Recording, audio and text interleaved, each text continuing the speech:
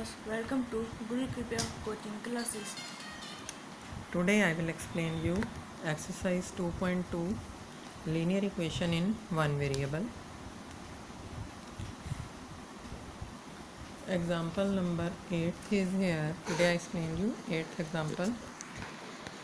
The question is Bansi has 3 times as many 2 rupee coins as he has 5 rupee coins. मतलब बंसी के पास 5 rupees coin से के जितने भी सिक्के हैं, 5 रुपीज़ के जितने भी कॉइन्स हैं, उनका 3 टाइम्स 2 रुपीज़ के कॉइन्स हैं, 2 रुपीज़ के सिक्के हैं।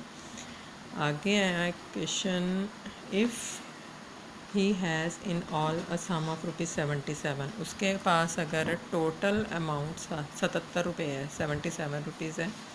How many coins of each denomination does he have, तो उसके पास दोनों सिक्कों की कितनी संख्या है, मतलब उसके पास टोटल 2 रुपीज़ के कितने सिक्के हैं और 5 रुपीज़ के कितने सिक्के हैं, ये हमें फाइंड करना है।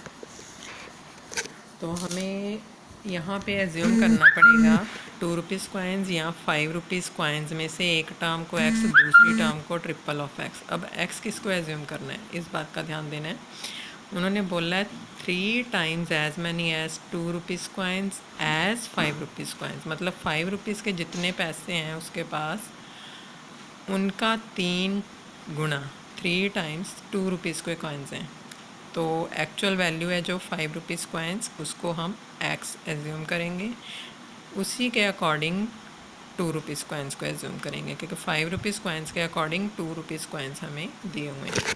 तो हमें क्या एज्यूम करना है, example number 8, let number of 5 rupees coins is equal to x, then number of 2 rupees coins, ये कितने हैं, 3 टाइम्स मतलब 3 के साथ मल्टीप्लाई करना है। 2 टाइम्स हो तो 2 के साथ मल्टीप्लाई करेंगे, 4 टाइम्स हो तो 4 के साथ मल्टीप्लाई करेंगे, इस बात का ध्यान रखना है। अब उसके पास टोटल अमाउंट है 77 रुपीज़। अगर मान लो आपके पास 2 रुपीज़ कॉइन्स जो हैं 5 है और 5 रुपीज़ कॉइन्स जो हैं 4 हैं, तो टोटल अमाउंट कितनी हो जाएगी, 10 और 20 30 रुपीज़। मतलब कि जितने नंबर ऑफ़ कॉइन्स हैं उनके जितने काउंटिंग है उसको आपस में मल्टीप्लाई करके फिर प्लस करके तो टोटल अमाउंट अपने पास आएगी। तो इसके अकॉर्डिंग हम क्या एज्यूम करेंगे, अमाउंट ऑफ, पहले हम लेंगे 5 रुपीज़ कॉइन्स। अब 5 रुपीज़ कॉइन्स हैं कितने हैं, एक्स को किससे मल्टीप्लाई करना है, 5 से, जो इसकी वैल्यू है, जितने रुपीज़ के कॉइन्स हैं, तो इसकी वैल्यू क्या हो जाएगी, टोटल 5x। इसी तरह हम फाइंड करेंगे अमाउंट ऑफ 2 रुपीज़ कॉइन्स, ये कितनी है, 3x, तो इसकी वैल्यू और कॉइन्स है कितने रुपीज़ के, 2 रुपीज़ के, तो टोटल वैल्यू कितनी होगी, 6x। तो अकॉर्डिंग टू क्वेश्चन क्या इक्वेशन बनेंगी, ये और ये दोनों प्लस करके अपने पास जो वैल्यू है वो है total 77 rupees, means 5x plus 6x equal to 77। तो इसकी वैल्यू क्या हो जाएगी, 11x इज़ इक्वल टू 77। तो x की वैल्यू, ये 11 हम राइट साइड में लेके जाएंगे, दैट इज़ 77/11, दैट इज़ 7। अब इसके अकॉर्डिंग हमें फाइंड करना है 5 rupees coins and 2 rupees coins. So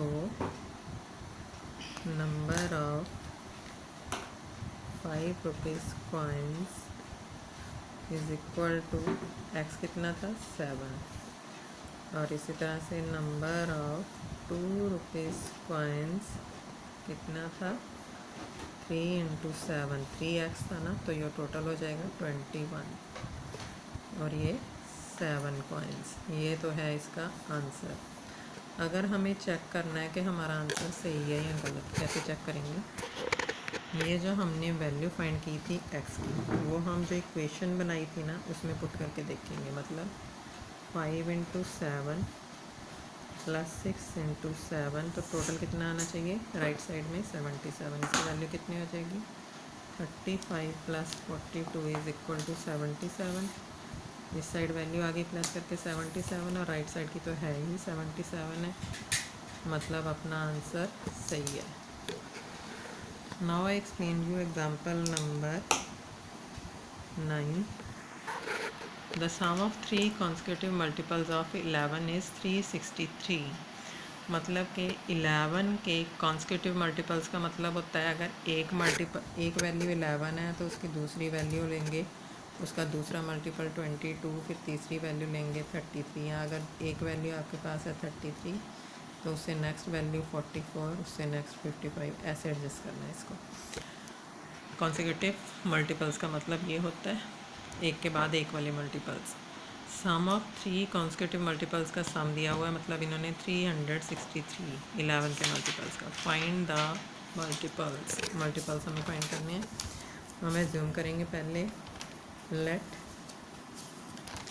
3 consecutive multiples of 11 is equal to, एक तो हम x मान लेंगे। अगर हमने x 11 को मानना है तो 22 क्या हो जाएगा, x प्लस 11, मतलब 11 में 11 प्लस करेंगे तो 22 हो जाएगा।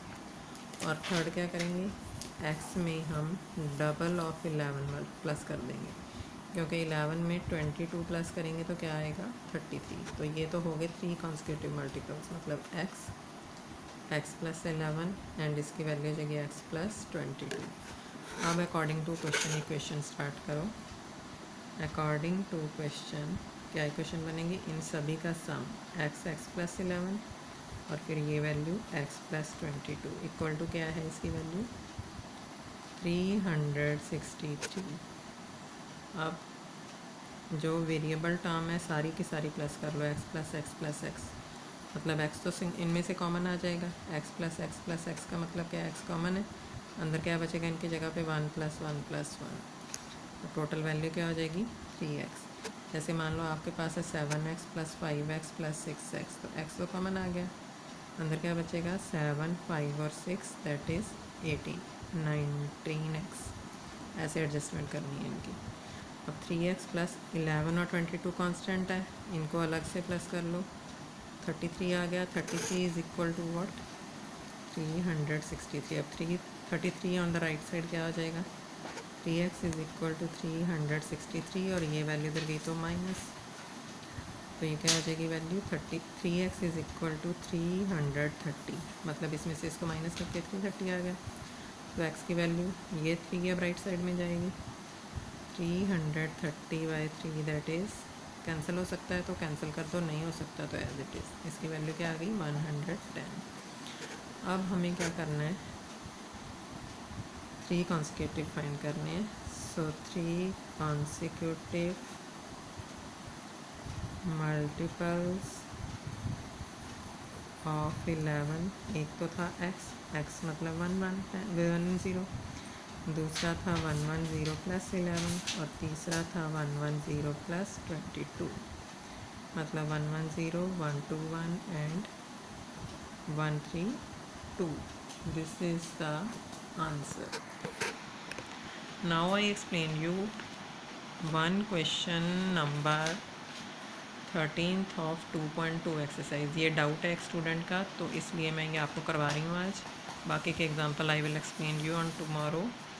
13th question of 2.2 exercise. 13th question, a rational number is such that when you multiply it by 5/2, मतलब एक रैशनल नंबर हमें फाइंड करना है। ऐसा रैशनल नंबर है अगर उसको हमने मल्टीप्लाई किया 5/2 और उसमें ऐड कर दिया 2/3 and add 2/3 to the product में ऐड भी कर दी टर्म यू गेट का मीनिंग मैंने आपको लास्ट स्टार्टिंग क्वेश्चन था जो इस एक्सरसाइज का स्टार्टिंग एग्जांपल उसमें बताया था। टू गेट या यू गेट का मतलब है इक्वल टू मतलब राइट साइड की वैल्यू है ये। व्हाट इज़ द नंबर, अब नंबर हमें यहाँ फाइंड करना है। जो चीज़ फाइंड करनी है उसको क्या एज्यूम करना है x। Let the number be x। अब देखो रैशनल नंबर फाइंड करना है। रैशनल नंबर तो p/q की फॉर्म में होता है, जैसे 7/11, 15/19 न्यूमरेटर और डिनोमिनेटर होता है उसमें, बट यहाँ पे न्यूमरेटर डिनोमिनेटर ने हमने सिंगल एक्स माना है। बट जब आंसर आएगा इसका तो वो आपका रैशनल नंबर की फॉर्म में आएगा, क्योंकि रैशनल नंबर फाइंड करना है ना हमें, इसलिए। तो अकॉर्डिंग टू क्वेश्चन क्या सेट करना है, इसको हमने multiply by 5/2 means 5/2x and add, इसमें ऐड क्या करना है 2/3 to get equal to -7/12।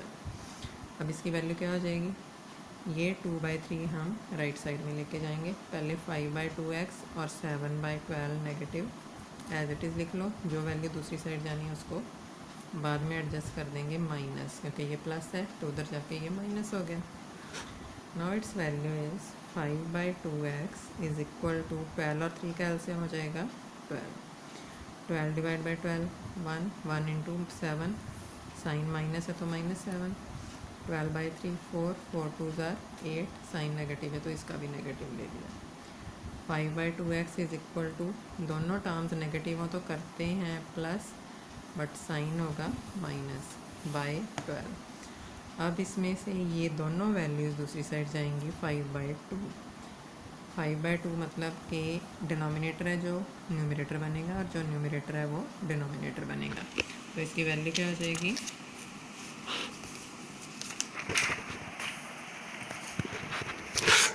Here is x is equal to -15/12 into left side की वैल्यू थी आपकी 2/5, इसको कैंसिल कर देंगे 2 6 और ये भी कैंसिल हो गया। तो x की वैल्यू क्या आ गई अपने पास -1/2। Now any doubt to anyone. अब इसका आप चेक भी कर सकते हो, जैसे मैंने स्टार्टिंग एग्जांपल में करवाया है, ये इसका आंसर है। Thank you. If you like my video please subscribe my channel so that you can get my next update easily, and share it to your friends so that they can get benefits also. And one more important information for you all, हमने एक science और maths का group create किया है, WhatsApp group. अगर आप उसमें join होना चाहते हो you can send me your contact number. तो मेरा कॉन्टैक्ट नंबर डिस्क्रिप्शन में है, तो उसमें से आप मुझे कांटेक्ट कर सकते हो ताकि मैं आपको ज्वाइन कर सकूं। Thank you.